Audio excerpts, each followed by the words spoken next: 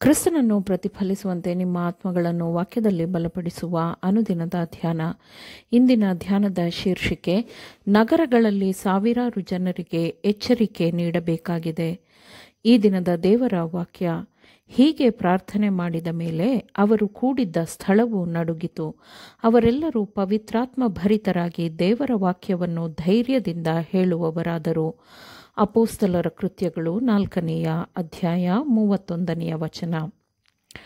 ರಕ್ಷಕನ ಶೀಘ್ರ ಬರುವಿಕೆಯ ಬಗ್ಗೆ ಸಾವಿರಾರು ಜನರಿಗೆ ಎಚ್ಚರಿಕೆಯ ಮಾತುಗಳನ್ನು ಹೇಳಬೇಕಾದ ನಗರಗಳಲ್ಲಿ ಬಹಳ ಕಡಿಮೆ ಕೆಲಸವಾಗಿರುವ ಬಗ್ಗೆ ನಾನು ಯೋಚಿಸಿದಾಗ, ನಾಶವಾಗುತ್ತಿರುವ ಆತ್ಮಗಳ ಮೇಲಿನ ಕ್ರಿಸ್ತನ ಪ್ರೀತಿಯನ್ನು ತುಂಬಿಕೊಂಡ ಸ್ತ್ರೀ ಪುರುಷರು ಪವಿತ್ರಾತ್ಮನ ಬಲದಿಂದ ಎಚ್ಚರಿಕೆಯನ್ನು ನೀಡುವ ಕೆಲಸಕ್ಕೆ ಹೋಗುವುದನ್ನು ನೋಡುವ ಆಸೆಯ ತೀವ್ರತೆಯನ್ನು ನಾನು ಅನುಭವಿಸುತ್ತೇನೆ. ನಗರದ ನಮ್ಮ ಬಾಗಿಲುಗಳ ಬಳಿಯಲ್ಲಿಯೇ ಇರುವ ಅನ್ಯ ಜನರನ್ನು ಅಪರಿಚಿತರಂತೆ ನಿರ್ಲಕ್ಷಿಸಲಾಗಿದೆ. ಅವರನ್ನು ಉಳಿಸಲು ಕ್ರಮವಾದ ಪ್ರಯತ್ನಗಳನ್ನು ಮಾಡಬೇಕು. ಈಗ ನಾವು ನಮ್ಮ ದ್ವಾರಗಳ ನೆರಳಿನಲ್ಲಿ ಜೀವಿಸುತ್ತಿರುವವರನ್ನು ಮಾನಸಾಂತರಗೊಳಿಸಲು ಕೆಲಸ ಮಾಡಬೇಕಿದೆ. ಅವರ ಬಾಯಿಗಳಲ್ಲಿ ಹೊಸ ಹಾಡನ್ನು ಇಡಬೇಕಿದೆ ಮತ್ತು ಅವರು ಈಗ ಕತ್ತಲೆಯಲ್ಲಿರುವ ಇತರರಿಗೆ 3 ದೂತರ ಸಂದೇಶದ ಬೆಳಕನ್ನು ನೀಡಲು ಹೊರಹೋಗಬೇಕು. ಮಾರ್ಗವು ತೆರೆಯಲ್ಪಟ್ಟಾಗ ನಾವು ಮುನ್ನಡೆದು ದೊಡ್ಡ ನಗರಗಳಲ್ಲಿ ಕೆಲಸ ಮಾಡಲು ನಾವೆಲ್ಲರೂ ಎಚ್ಚರದಿಂದಿರಬೇಕು. ನಗರಗಳನ್ನು ಪ್ರವೇಶ ಮಾಡಿ ದೇವರಿಗಾಗಿ ಸ್ಮರಣೀಯವಾದದ್ದನ್ನು ಕಟ್ಟಲು ನಮಗೆ ನೀಡಲಾದ ಬೆಳಕನ್ನು ಪ್ರತಿಫಲಿಸುವಲ್ಲಿ ನಾವು ಬಹಳ ಹಿಂದುಳಿದಿದ್ದೇವೆ.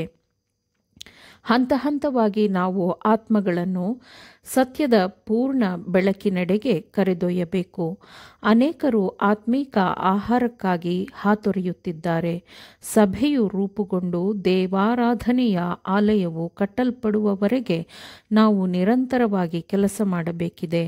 ನಮ್ಮ ನಂಬಿಕೆಯ ಭಾಗವಲ್ಲದ ಅನೇಕ ವ್ಯಕ್ತಿಗಳು ತಮಗಿರುವ ಸಾಧನಗಳ ಮೂಲಕ ಸಹಾಯ ಮಾಡುತ್ತಾರೆ ಎಂದು ನಂಬಿಕೆ ಇಡಲು ನನಗೆ ಹೆಚ್ಚಿನ ಪ್ರೋತ್ಸಾಹ ದೊರಕಿದೆ.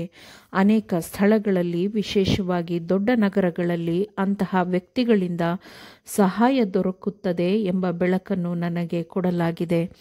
ನಮ್ಮ ನಗರಗಳಲ್ಲಿ ದೇವರಿಗಾಗಿ ಕೆಲಸ ಮಾಡಲು ಮುಂದಾಗುವವರು ತಮಗೆ ಎಷ್ಟು ಸಾಧ್ಯವೋ ಅಷ್ಟೂ ನಂಬಿಕೆಯಲ್ಲಿ ಮುಂದುವರಿಯಬೇಕು. ಎಚ್ಚರದಿಂದಿದ್ದು ಪ್ರಾರ್ಥನಾ ಪೂರ್ವಕವಾದ ಕೆಲಸವನ್ನು ಅವರು ಮಾಡಿದರೆ ದೇವರು ಅವರ ಪ್ರಾರ್ಥನೆಯನ್ನು ಕೇಳಿ ಅದಕ್ಕೆ ಉತ್ತರಿಸುತ್ತಾನೆ. ಅವರ ಕೆಲಸದ ನಂತರ ಅವರು ಅಮೂಲ್ಯವಾದ ಅನುಭವವನ್ನು ಪಡೆಯುತ್ತಾರೆ. ನಂಬಿಕೆಯೋ ನಾವು ನಿರೀಕ್ಷಿಸುವವುಗಳ ವಿಷಯವಾಗಿ ಭರವಸೆಯಿಂದಿರುವುದು, ಕಣ್ಣಿಗೆ ಕಾಣದವುಗಳನ್ನು ನಿಜವೆಂದು ತಿಳಿದುಕೊಳ್ಳುವುದೂ ಆಗಿದೆ ಎಂದು ವಾಕ್ಯವು ಹೇಳುತ್ತದೆ. ನನ್ನ ಮನಸ್ಸು ಕದಡಿದೆ. ಪ್ರತಿಯೊಂದು ನಗರದಲ್ಲೂ ಮಾಡಬೇಕಾದ ಕೆಲಸವಿದೆ. ಕೆಲಸಗಾರರು ನಮ್ಮ ದೊಡ್ಡ ನಗರಗಳಿಗೆ ಹೋಗಬೇಕು. ಶಿಷ್ಯರು ಪಂಚಾಶತ್ತಮ ದಿನದಂದು ಅನುಭವ ಹೊಂದಿದಂತೆ ನಾವು ಪವಿತ್ರಾತ್ಮನ ಜೀವ ಕೊಡುವ ಪ್ರಭಾವವನ್ನು ಅನುಭವಿಸಬೇಕು. ಹೀಗೆ ಪ್ರಾರ್ಥನೆ ಮಾಡಿದ ಮೇಲೆ ಅವರು ಕೂಡಿದ್ದ ಸ್ಥಳವು ನಡುಗಿತು. ಅವರೆಲ್ಲರೂ ಪವಿತ್ರಾತ್ಮ ಭರಿತರಾಗಿ ದೇವರ ವಾಕ್ಯವನ್ನು ಧೈರ್ಯದಿಂದ ಹೇಳುವವರಾದರು. ನಂಬಿದ್ದ ಮಂಡಳಿಯವರ ಹೃದಯವೂ ಪ್ರಾಣವೂ ಒಂದೇ ಆಗಿತ್ತು.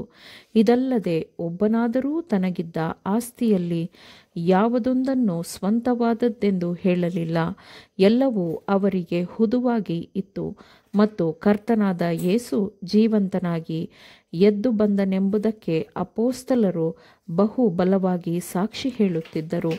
ಬಹಳ ದಯವು ಅವರೆಲ್ಲರ ಮೇಲೆ ಇತ್ತು ಎಂಬ ಅವರ ಅನುಭವವನ್ನು ನಾವು ವಾಕ್ಯದಲ್ಲಿ ಓದುತ್ತೇವೆ.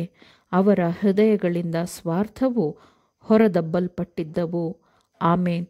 ದೇವರ ವಾಕ್ಯಗಳನ್ನು ಶ್ರದ್ಧೆಯಿಂದ ಆಲಿಸುವವರು ಮಾತ್ರವೇ ಆಗಿರದೆ ಪಾಲಿಸುವವರೂ ಆಗಬೇಕೆಂದು ನಿಮ್ಮನ್ನು ಉತ್ತೇಜಿಸುತ್ತೇನೆ. ಪರಿಶುದ್ಧಾತ್ಮನ ಸಹಾಯದಿಂದ ಆಲಿಸಿದ ನಿಮ್ಮೆಲ್ಲರಿಗೂ ಧನ್ಯವಾದಗಳು. ಮತ್ತೆ ದೈನಂದಿನ ಧ್ಯಾನಕ್ಕಾಗಿ ನಾಳೆ ಸಂಧಿಸೋಣ. ಆಮೇನ್.